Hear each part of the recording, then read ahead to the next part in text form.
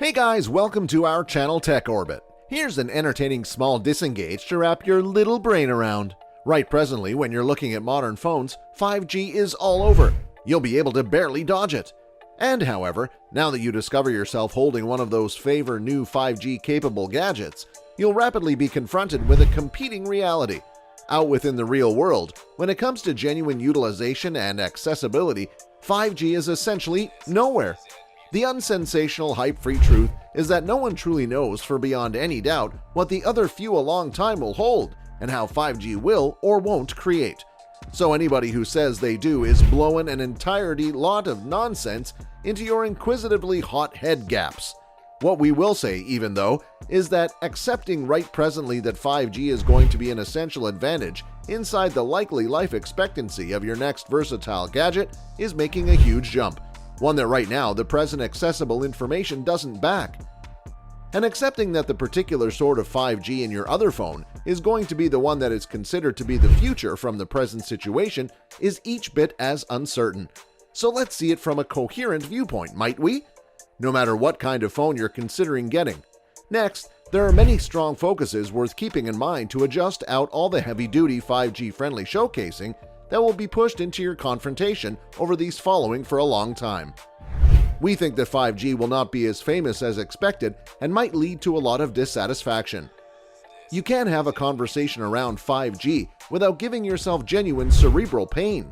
That's since 5G in and of itself doesn't feel truly cruel anything. It's a promoting term, and its striking presence serves for the most part as a vehicle for persuading us to purchase new phones we likely do not require at swelled costs past what we likely got to pay, and after that moreover to switch over to more costly plans with negligible significant value in return. To mind, within the US, Verizon is centering on a rapid type of 5G one that, when measured at the precise place where it's accessible, blows existing organized speeds right out of the water. By its exceptional nature, even though that sort of 5G is super limited in reach and likely to stay that way for the foreseeable future. Why? We believe it's because it's a short-range innovation, and it doesn't travel well through dividers, trees, alpacas, or other natural impediments that get in its way. The rest of the carriers in the US are generally centering on a distinctive sort of 5G innovation that's essentially less fast but much more viable and tries to increase its accessibility to more and more people.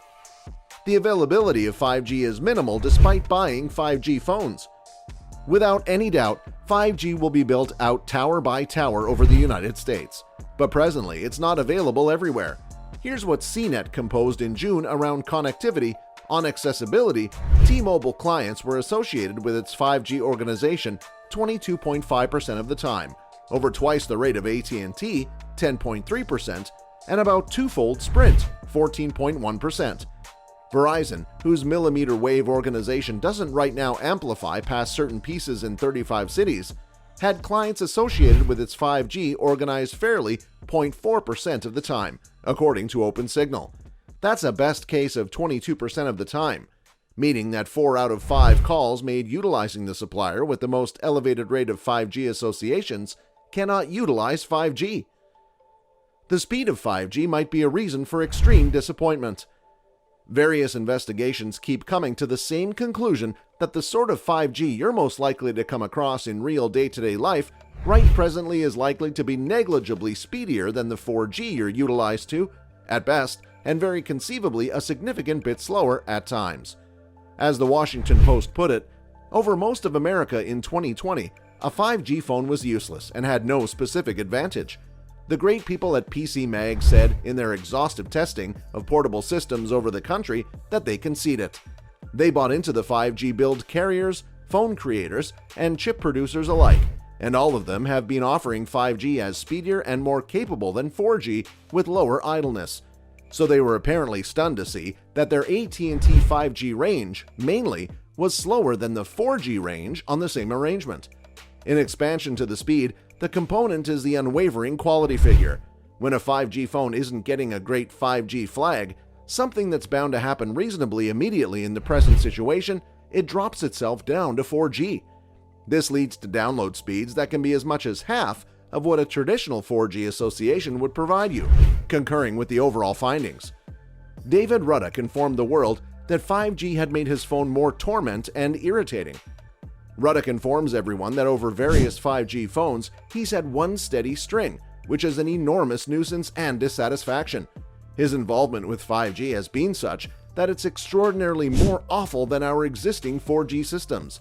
He said that records download slower on his phones over 5G than they do over 4G on T-Mobile.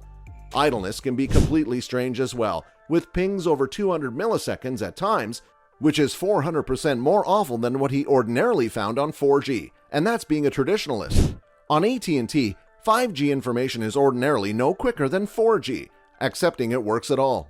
His Note 20 Ultra, as often as possible, somewhat loses information when on AT&T's 5G for no apparent reason, whereas all things within the status bar report to be okay. He further added that when 5G does work on AT, he frequently experiences unusual delays within the association, really reacting, coming about in apps like Twitter turning for 5 seconds or more as they endeavor to revive their information. Higher data speeds will not bring much difference as in our present day. Consider a situation in the present world where all issues we somewhat went over aren't shown, and the super speedy compromise-free 5G of the future, which we all deserve to see. Yet, even in that nearly diverting unlikely situation, you've still got to ponder, how much superior is 5G truly, from a simply viable point of view?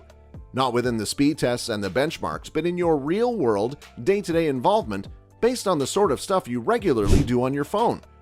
Joanna Stern informed the world that she purposely stood right next to a Verizon 5G tower to really get a chance to look at the top-notch speed 5G makers promised the world. She was using one of Apple's modern iPhones. And, well, she downloaded the primary 2 seasons of Breaking Bad, around 4 gigabytes, in less than 3.5 minutes on Netflix and Apple TV, and a 2 gigabyte amusement in 45 seconds from the App Store. She said that it was speedier than her domestic broadband arrangement, that's for beyond any doubt. However, it took 4 minutes to drag down one scene on Amazon Prime Video. Furthermore, the iPhone 12 got awkwardly warm amid those downloads, to the point where she had to put it down. And at that point, there's the battery deplete. Downloading those scenes on Verizon's UWB organizer utilized 15% of her battery. Let us think about all the issues we might have with our current carrier encounter. Do you think that 5G can solve all your problems? Or will 5G cause more trouble in the future? In the present situation, it doesn't take much time for you to download expansive records on your phone with a 4G connection. A lot of us are indeed doing that. However, primarily we are associated with portable information on a customary premise. Most people spend their time looking at mail, looking over news stories or social media, and possibly gushing random videos on the go. The contrast between our current 4G speed and the hypothetical 5G max speed may be considered on paper, but in reality, it will be less noteworthy in the future. However, remaining optimistic is the only option left with us.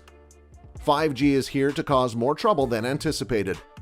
A person informed the media that on his Pixel phone examination, he wasn't indeed going to consider the impact of 4G or 5G. It didn't even bother him if 5G existed.